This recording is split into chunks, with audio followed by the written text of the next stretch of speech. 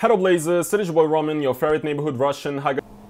Hello everyone, this is your boy Yuri, and people like this guy are not my favorite, and you're going to see why. Today, welcome to a brand new video. In today's video, guys, I wanted to make a video in a sort of little like a podcast or ramble type format, and the reason for that is because I'm gonna talk about a pretty big issue that I wanted to talk about for a very long time, and I was actually postponing talking about this because I felt like I'm gonna get backlash. But well, you felt 100% right, and you are getting it right now. I think now it's actually time to talk about it, and I want you guys to have an open mind before we really get into this, because I feel like some people that actually are regular watchers of my channel, are fans of mine, might feel like they're being called out in this video and might feel offended by this video.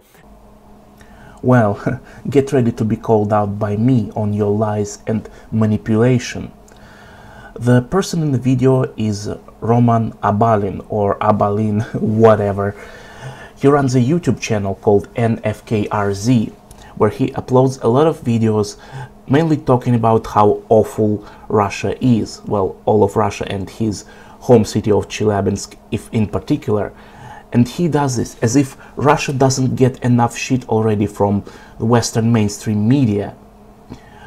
Well, essentially what I think about this guy is he is a collaborator. He's collaborating with our geopolitical adversaries in their information and psychological war waged against my and his motherland. And to speak frankly with you, I am ashamed that this person is my compatriot. And that's actually good, for good reason, because I want to have a real discussion in this video, real dialogue, so I just want you guys to have an open mind. My mind is wide open, so bring it.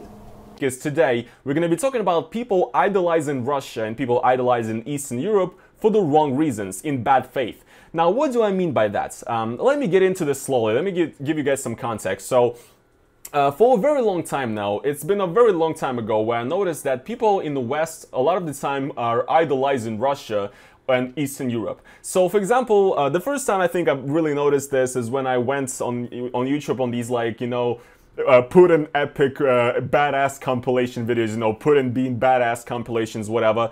And you look at those videos, they have millions of views, and all the comments under those videos, or especially the top comments, are like, yeah, I wish we had a leader like Putin in the West. He's a real strong leader that cares about his people. And what's so wrong about these videos and these comments? By all modern Western standards, Putin is badassery incarnate. Why? Because he does very badass activities such as riding a horse shirtless, fishing, hunting, driving a race car, piloting an airplane, and not just some airplane, it's a supersonic strategic bomber jet. I can hardly imagine Boris Johnson or Emmanuel Macron doing something like this. And don't get me started on Joe Biden. And in one of those videos, Putin roasted a French journalist who criticized Russia's action against international terrorism in Chechnya. I wonder what this journalist has to say now, after a Chechen kid beheaded a French teacher in Paris last year. We don't want this, Obama. I wish we had Putin as a leader. Russia is the perfect country. On that I have to agree. Russia is not perfect. America is not perfect, China is not perfect, France is not perfect. No country is perfect. Like, each country has its own ups and downs, but that's besides the point. And I was always just looking at this and I was like, who are these people? Why are they saying all this? And I always just thought that these people are lost and confused. They just don't know much about the real political situation here. Yeah, because you know everything about the real political situation here. Yeah, because you are so truthful and unbiased. Yeah, sure. And that is part of it as well, but a lot of people in the West genuinely think that Russia is a more free country in the sense than the West is, than America, for example, which is not true, obviously. Russia has way less freedom of speech and way less political freedom. And a lot of people have good reasons to think like that.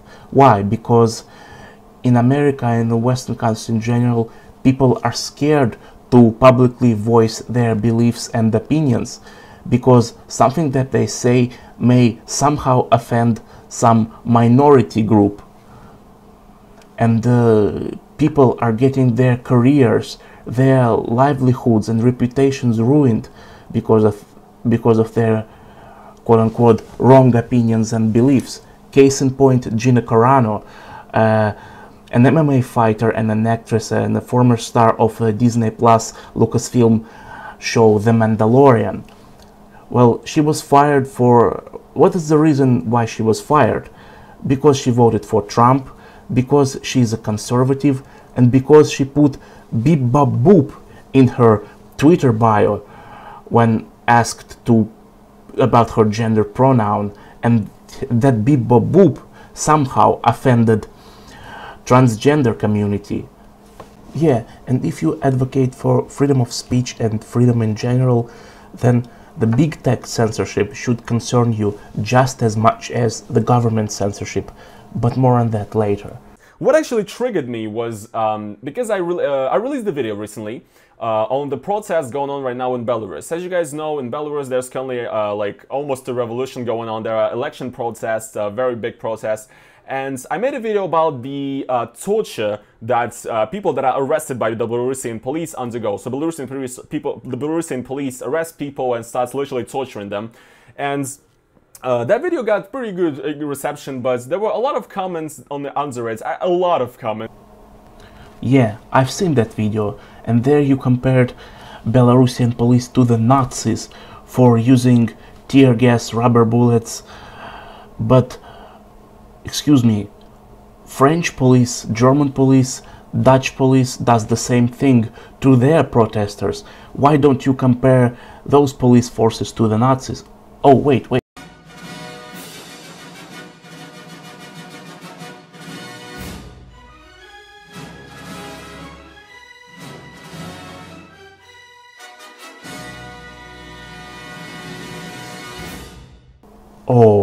Okay. Also, in that same video, you spoke something about police officers attacking random civilians who just walk by. Has it ever crossed your mind that these could be not real police officers, but agents provocateurs dressed up as the police officers? Well, in order to demonize the police and stir up public outrage. That said stuff along the lines of, this is real police brutality right here. This is real, you know, police being bastards. This is not that Black Lives Matter nonsense, that social justice warrior nonsense we have in the West.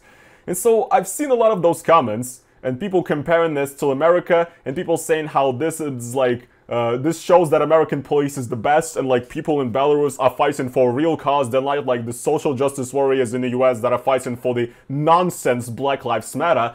Actually, I have to partially agree with Roman here, because I've seen myself a lot of comments from the Western viewers, not just America, but the Western countries in general, how they say, oh, like this is real bad. Like, we don't have this in our countries. That's why our countries are better than this Russia, China, or Belarus, or any other non-Western country. Yeah, he has some point. Obviously, I'm a supporter of Black Lives Matter, and if you guys disagree with that, and if that made you unsubscribe from this channel, I mean, you have a problem, I think. But I don't see why you, as a Russian citizen, should support or oppose Black Lives Matter. I'm absolutely neutral to them. Not my country, not my issues. But if you are such an ardent supporter of Black Lives Matter, so go to the United States and kneel before every single black person you come across. Show us how do you support Black Lives Matter, yeah, and give them your money as quote-unquote reparations, even though your family never owned any slave, and maybe your great-great-great-granddad was a serf, essentially a slave to some Russian nobleman, I don't know. Now, I'm not trying to say that descendants of real slave owners should pay reparations. I despise grievance mongering, and let me get this straight. So your ancestors suffered generations ago, and now you want to make money off their suffering. Maybe my principles are outdated, but I personally find this despicable. Really though, the issue here is that people look at everything to the scope of American politics. Like, people really have zero understanding of what is actually going on. For example, I've seen people call Lukashenko, the president of Belarus, a communist, and saying that Belarus is a communist country. It's not, by the way. It's Belarus, Lukashenko is practically a fascist dictator that runs a capitalist state. And here we go, baby. A neoliberal lefty calls someone he dislikes a fascist, a Nazi, a racist, or some other buzzwords. No, Lukashenko is not a quote-unquote fascist dictator by all definitions, although Belarus is quite an authoritarian state. But I guess it makes sense if your definition of a fascist dictator is any leader that opposes the US-led neoliberal globalist world order. My content attracts a lot of people that are of conservative views, I would say. And the reason for, and again, I'm not talking about all conservatives, I'm talking about specifically the people that idolize Russia for the wrong reasons. Now, let me make my thesis here. What am I talking about? People like to idolize Russia because there's a large belief within the conservative space, I guess, that Putin and Russia is a country that is like, basically rejecting anything like liberal in the West. So Russia is sort of this like beacon of conservative hope that is somehow like rejecting everything, that like Russians are base, they reject SJWs, Russians reject feminism. Well, I personally wouldn't call modern Putin's Russia a quote-unquote beacon of conservative hope, but I call modern Putin's Russia a bastion of sanity and normality. Well, do we Russians reject absolutely all of social justice ideas? No. What we reject is this woke insanity and over-the-top political correctness, where everything is sexist, everything is racist, everything is this East or that phobic, and you can't even make a joke without offending or triggering someone. And does Russia reject all of feminism? No. What we reject is this postmodernist abomination called third wave feminism, with all its family ruining, male bashing, and putting women on pedestal. Russians, and it largely, for a lot of people, it boils down to the fact that Russia is extremely white. I mean, there's a lot of racist people out there. I don't want to tell you guys the amount of comments I get on my channel of people literally saying stuff like, yeah, Russia is nice, I respect Russia because it doesn't let a lot of immigrants in and no black people. Which is not true, by the way. Russia is not the strictest country when it comes to immigration at all. Well, duh, Russia is 81% ethnically Slavic. And are those people racist for just simply stating the fact? Well, and while it is true that Russia's migration policy is not exactly the strictest in the world, however, the Russian government at least tries to control migration and to limit migration from Central Asia. In fact, the majority of new Russian citizens who obtained the Russian citizenship were actually migrants from Ukraine, not from Central Asia or Caucasus. And so I'm getting a ton of these comments from people that say that Russia is like based, they don't have feminists, they don't have immigrants, they don't have black people. And I mean, when you get comments like that from people that say Russia is cool because it has zero black people, I mean, you understand what kind of person I'm dealing with here. I need to make excuses and kind of to try and like sugarcoat it and be nice and be accepting of a person who hates black people, for example, right? And who thinks Russia is based because it has zero black people. Again, which is not true. You see? He's implying that if you like Russia, you automatically hate black people. Ridiculous.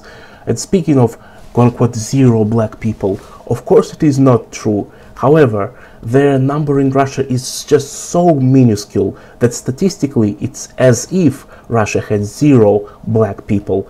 And let me tell you something, there is a medical university in my city, and the only black people I have ever seen in my life are students, African students from that university, and all of them will go home after their graduation. And I didn't know anyone who decided to stay. And it's the same with like For example, this idolization of Russian women. And this is something you see on my channel, this is something you see on Baldwin Bankrupt's channel, for example. I mean, God, the amount of comments he gets about his girlfriend, it's insane. And it's like, there's a very big thirst online for Russian women, and there is a reason for that as well. It's because the majority of the people that are thirsting for Russian women are those types of guys that come from these like conservative, if not conservative really, at this point these guys are not conservatives. These guys are like right-wing extremists, basically.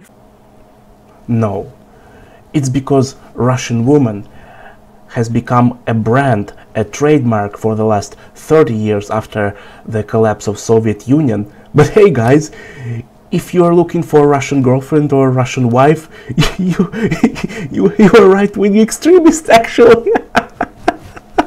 Oh my gosh, so freaking stupid. And these people look at it from the scope of, oh, Russian women, not only are they beautiful, which is true, but also Russian women are always perceived as like, you know, these women that are rejecting feminism. They're not social justice warriors. They're not like these feminists in the US. Well, for the most part, it is true.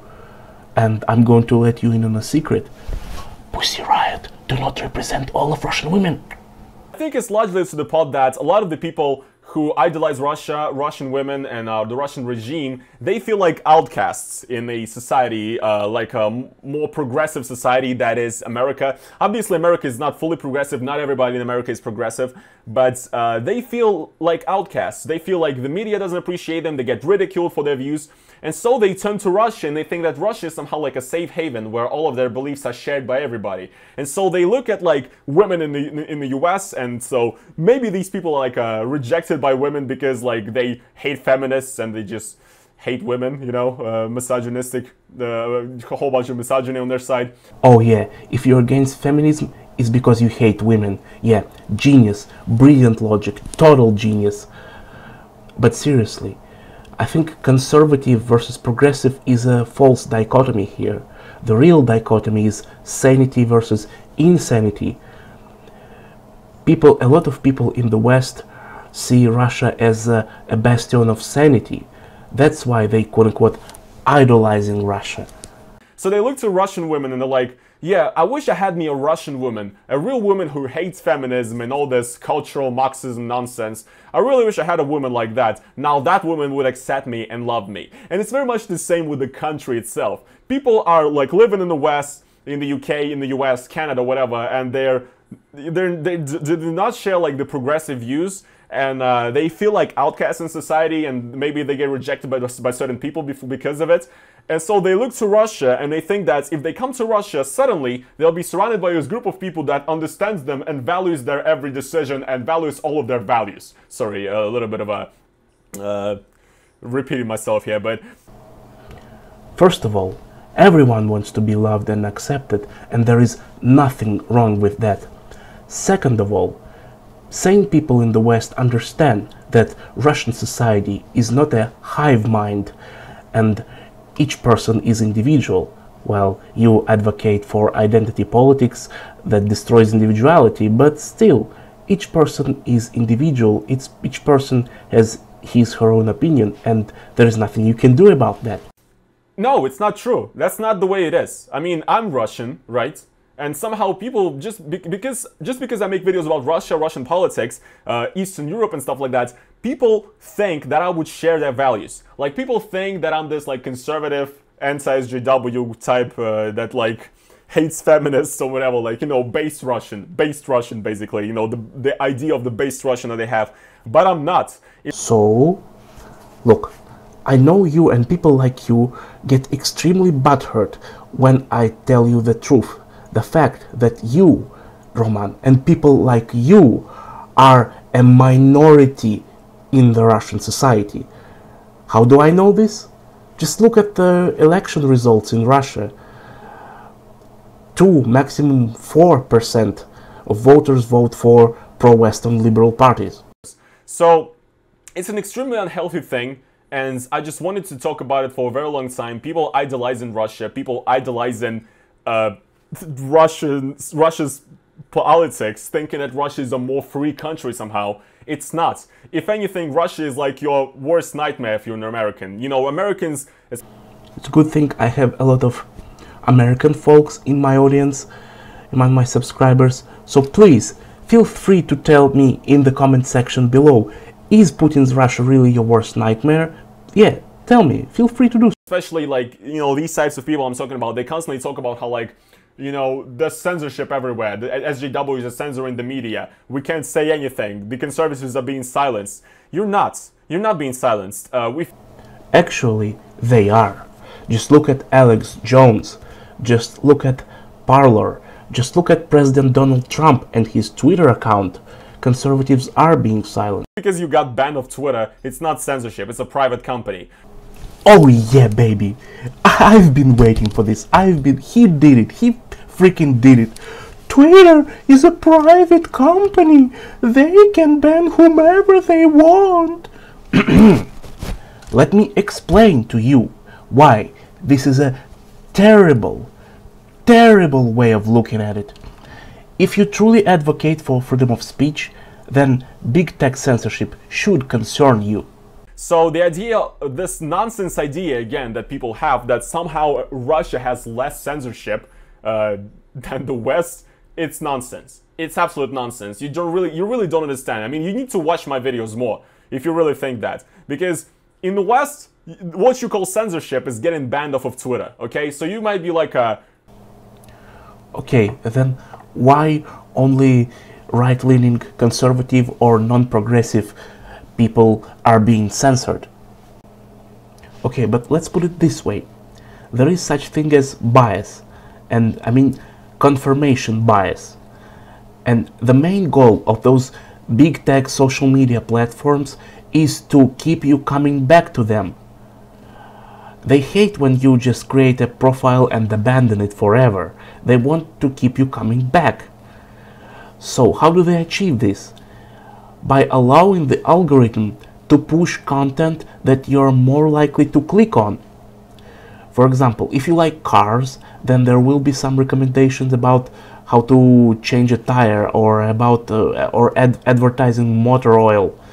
And if you hate something, for example, if you hate Vladimir Putin or if you hate Donald Trump, then of course the algorithm won't promote content that puts him in a positive light, because you are less likely to click on it. But the algorithm is not perfect, so every now and then content that does not fit into your confirmation bias may pop up on your timeline or in your recommendations. But why exactly do those big tech companies suspend or demonetize right-leaning or conservative creators? In my opinion, they are thinning out the marketplace of information. They just don't want their narratives to be challenged. And because a lot of people in the Western countries are sick of this woke insanity, conservative and right-leaning creators are becoming popular, more and more popular. Just look at people like Mark Dice, on his YouTube channel, and Paul Joseph Watson. Their daily views far exceed CNN's daily views. Your platform restricts speech. Our platform promotes speech unless people violate our rules. And in a specific direction.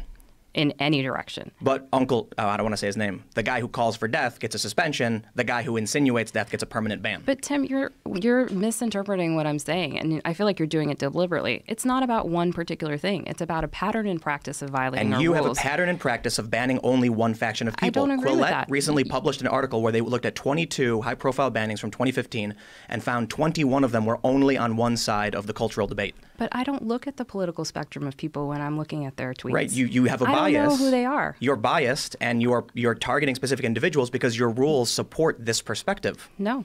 A small team gathered from Trust and Safety. We were discussing the potential for violence to happen, and we decided to escalate our enforcement of the civic integrity policy and use a label that disabled engagements to stop the spread of potentially inflammatory content, which is the content around election interference, election fraud, stealing the election, that type of thing. We are going to, conspiracy theories, we are going to be permanently suspending those accounts. Excuse me, but what's so inflammatory and harmful in questioning the integrity of the election.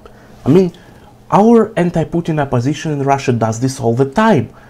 Whenever Putin or his candidate or United Russia Party wins, they question it all the time. And I don't see any of them sent to jail, or I don't see YouTube or Twitter, or forget YouTube or Twitter. Even our Russian vk.com do not suspend or ban their accounts. So, Roman, it kind of punches holes in your narrative of Russia having more censorship than America. But anyway, in my opinion, the true goal of the big tech platforms is to silence not just Trump supporters or conservatives, but anyone who dares to question or challenge whatever mainstream narrative there is. You don't believe me? You're still not convinced? Well, check this out. And second, we have to turn down the capability of these conservative influencers to reach these huge audiences. There are people on YouTube, for example, that have a larger audience than daytime CNN, and they are extremely radical and pushing extremely radical views. And so it's up to the Facebooks and YouTubes in particular to think about whether or not they want to be effectively cable networks for disinformation. And then we're going to have to figure out the OANN and Newsmax problem. You know, that these companies have freedom of speech, but I'm not sure we need Verizon, AT&T, Comcast, and such to be bringing them into tens of millions of homes.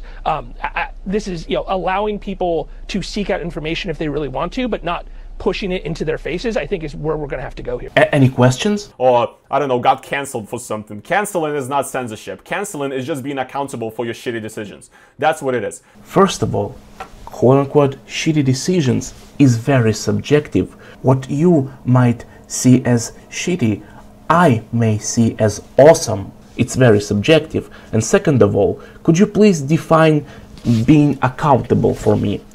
What do you want? Do you want those people to apologize? Do you want them to change how they feel and how they believe? Do you want them to get fired from their job? What's your goal? And the cancel culture reminds me of something. He didn't post a black square to support Black Lives Matter, so he must be racist. She has a mole on her back. Oh, she must be a witch. Yeah, that's right. Salem witch trials. And don't even get me started of how cancelled people affected by the cancel culture. People lose their job. People get doxxed. People get their reputations ruined. People get mental health issues because of cancel culture. This is very serious.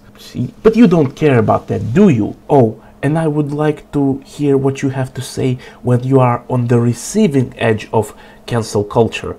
When you post something that rubs the woke mob the wrong way.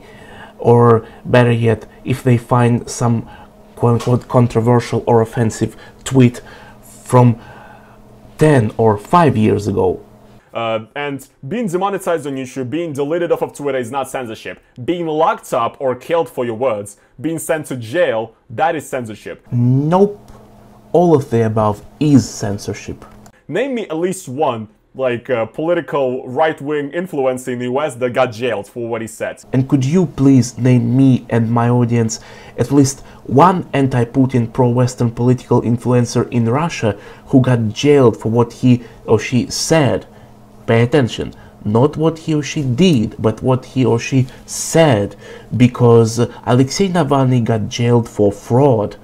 Before that, he was able to make his quote-unquote investigation movies freely, without any restriction. In Russia, you're risking much more when you speak about politics in any sort of way. It doesn't even matter if you're left-wing or right-wing. They just lock everybody up. Oh really? If it is so, then why aren't you locked up? Come on, you've been posting videos where you talk shit about Russia for years, and you are free. Why isn't Alexei Venediktov, a chief editor, and not just Venediktov, the whole staff of Echo Moskvy, Echo of Moscow radio stations, why aren't they locked up? Why isn't Viktor Shenderovich locked up? Why isn't Leonid Gozman locked up? Why isn't Vladimir Pozner, Nikolai Svanidze? Why aren't all of those people locked up? The list goes on and on and on. Just there are a lot of people who attack Russia and Russian government and Putin. They say they don't do anything, they don't directly violate the law, but they are not locked up. How come? So stop idolizing Russia, stop idolizing Eastern Europe, recognize the actual problems in these countries. Don't think of them as like some sort of place you could move and a place that you could, whose like terrible regressive policies you can support, and somehow that would like make you a winner in the grand politics scheme of things. It won't. It's nothing. Like, if you support these regimes, you're not doing anything good for freedom. You're not a freedom warrior. If you support a authoritarian regime like Belarus, for example, you're not. You're an idiot. No, Roman. Me and my audience can see who is the real idiot here. And if you, a person watching this video, if you wish to move to Russia, if you love Russia for our sane, moderately conservative policies, if you wish to move to Russia, please feel free to do so. You will be accepted by the majority of Russian people. Well, of course there will be people like Roman, but don't worry, they are an absolute minority. So yeah, feel free to move to Russia and to live here. You won't be sent to jail unless you break the law. And yeah, move if you are a highly qualified engineer or a scientist. Yeah. So yeah, I mean, that's pretty much all I wanted to say in this video. Oh, that's it, finally. So, in conclusion, the only thing I agree with him on is that, yeah, Russia has all sides of political spectrum and people of all political beliefs. However, people like Roman NFKRZ represent the absolute minority. Yeah, even in big cities like Moscow and St. Petersburg, people like this guy are a minority. The absolute majority of Russians will always accept smart people, free-thinking people from Western countries. But anyway, this has been Soviet Russian Bear. Peace, love and prosperity to you. If you like the video, please click the like button. If you want more videos like this, so please click that subscribe button. And click please the notification bell so you never miss a new video. Anyway, до свидания.